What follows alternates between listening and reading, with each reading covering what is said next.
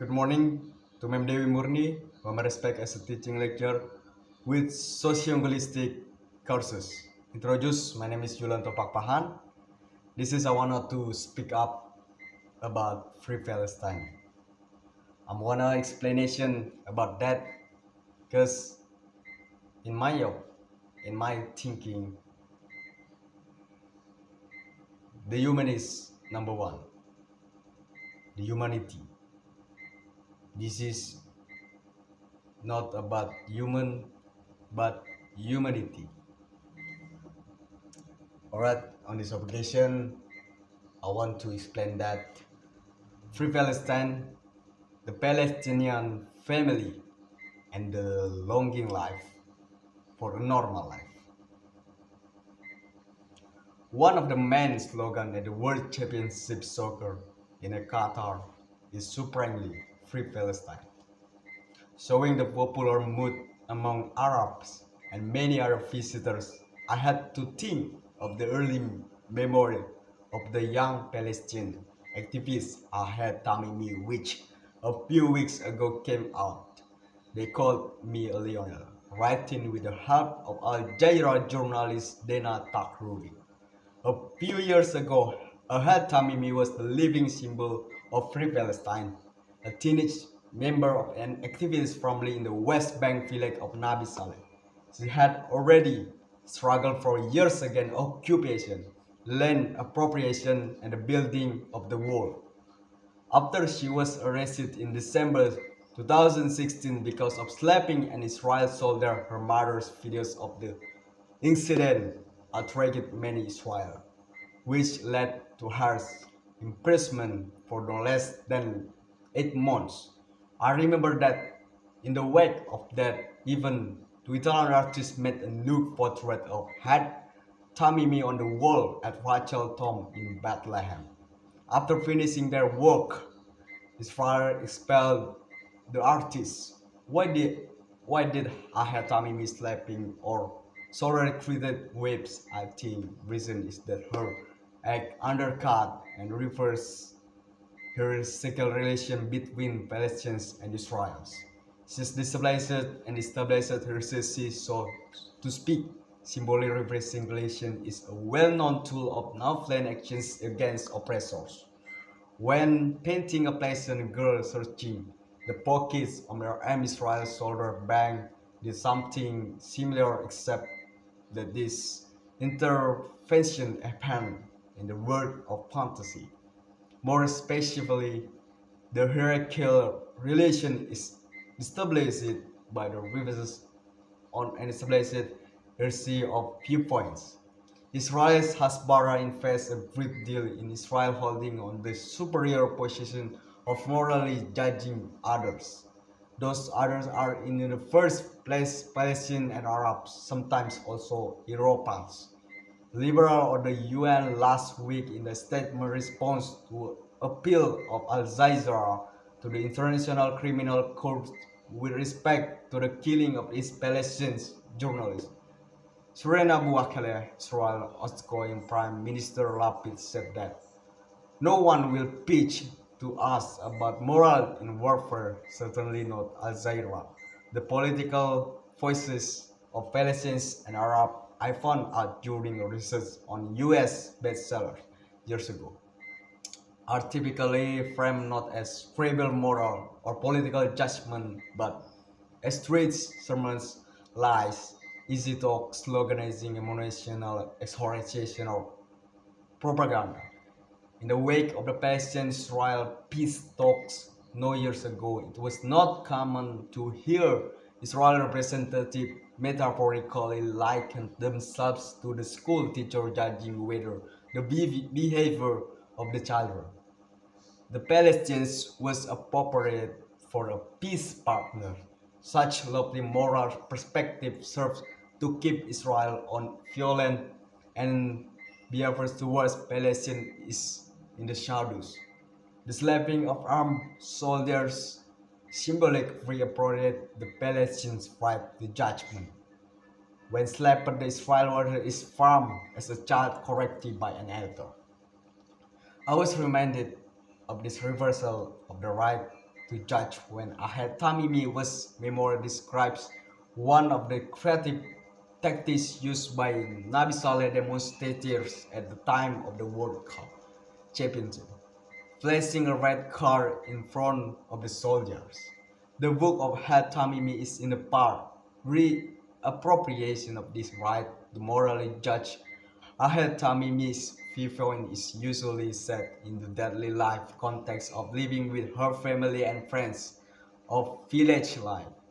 The Tamimi family is known for leading formerly weak protests against Israel's occupation in Nabi Saleh, drawing Palestinians, Israelis, and allies from all over the world to participate. The resistance of the family, and especially in the enormous price they had to pay over the years, is remarkable.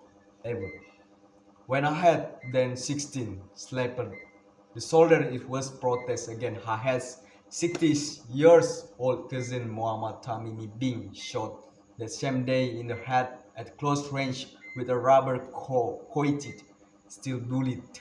Before Ahed was arrested, her brother too had been arrested twice, her father 9 times, and her mother 5 times, and shot in the leg once. By the father's estimate, the family home had been subjected to 2005 military of September 2016. 15 days after Slap Tamimi was chained with assault, incitement, and throwing stones. Her mother and cousin joined her prison.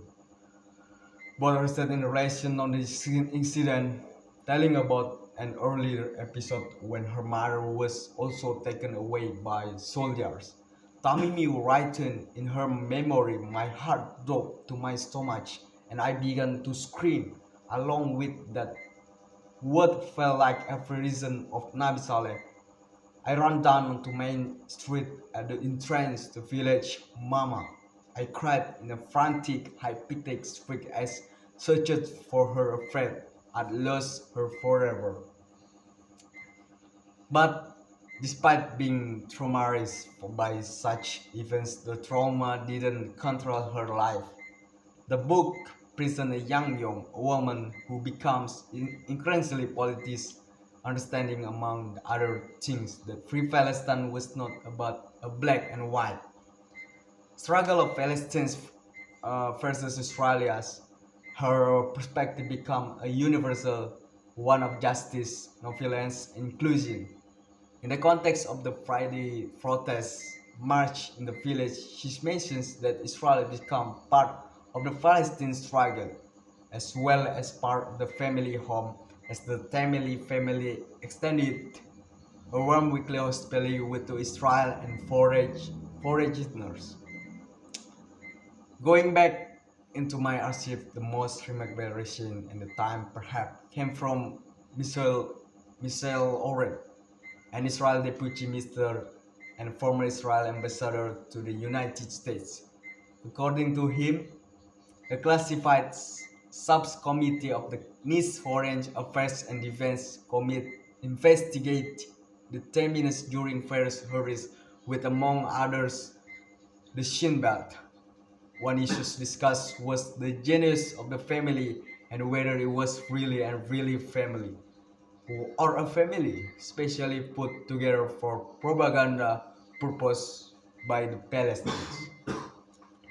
He says the committee looked into whether members of the family were chosen for their appearance, blonde, blue-eyed, and light-skinned, also clothing a real costume America.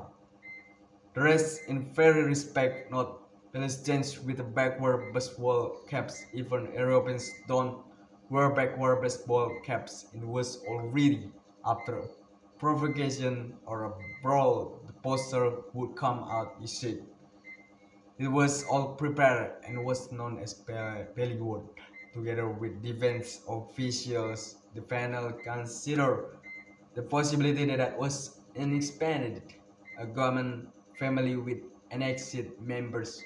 We didn't reach a definitive or final conclusion as to whether they already belong to the Tamimi family or not. Afterwards, in the issue, apart from the news, the credibility to teen in shows that what external resisting Palestinian family was beyond that Israel authorities imagination even thought, although often Palestinian families are getting the brunt of Israel punitive actions, such as when family houses of Palestinian militaries are demolished.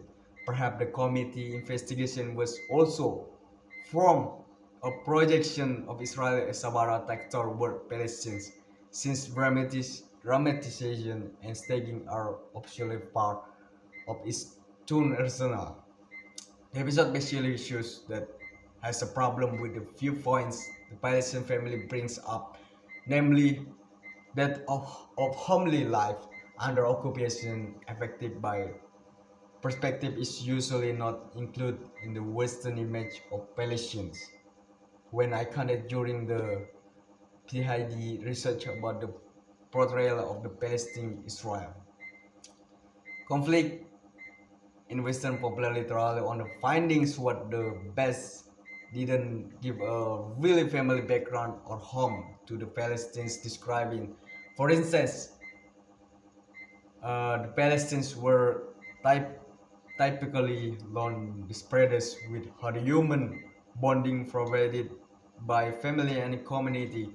The details of political events that left them and their family traumatized and criticism with had a home where typically background art, while trauma with control. Pleasant lives were translated into a foregrounded permanent head against all what is Israel, which in return was translated into even more foregrounded armor operation against Israel, a recent civilization. The image of hateful Palestinians without a function-loving family of home is well known, from the Hasbara to Golda Meir, the saying attribute endlessly repeated. Peace will come when the Arabs will love their children more than hate us in the address to the UN.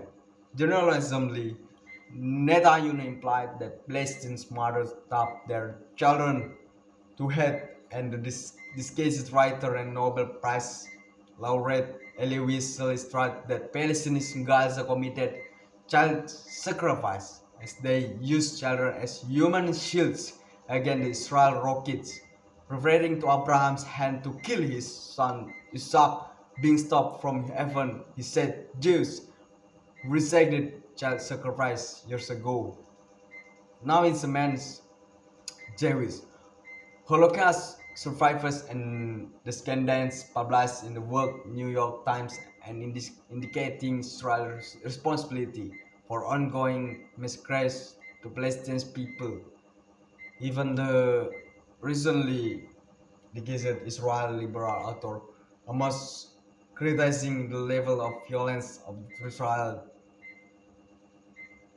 took allegory the humanity of the Palestinian family and their way it trains children in the interview with German the Welle during inversion. He gave readers two questions to ponder. Question first, what will you do if your neighbor across the street sits down the back balcony but is little born in slab and starts shooting machine gunfire into your nursery? And then your nursery in order to blow up your home or in order to kidnap your family. It is a well-known rhetorical opposition. The Palestinians home feeds children with hate or sacrifice them, as opposite to the Israel family which teaches children love and is otherwise an interesting scan of constructive and lively democratic human.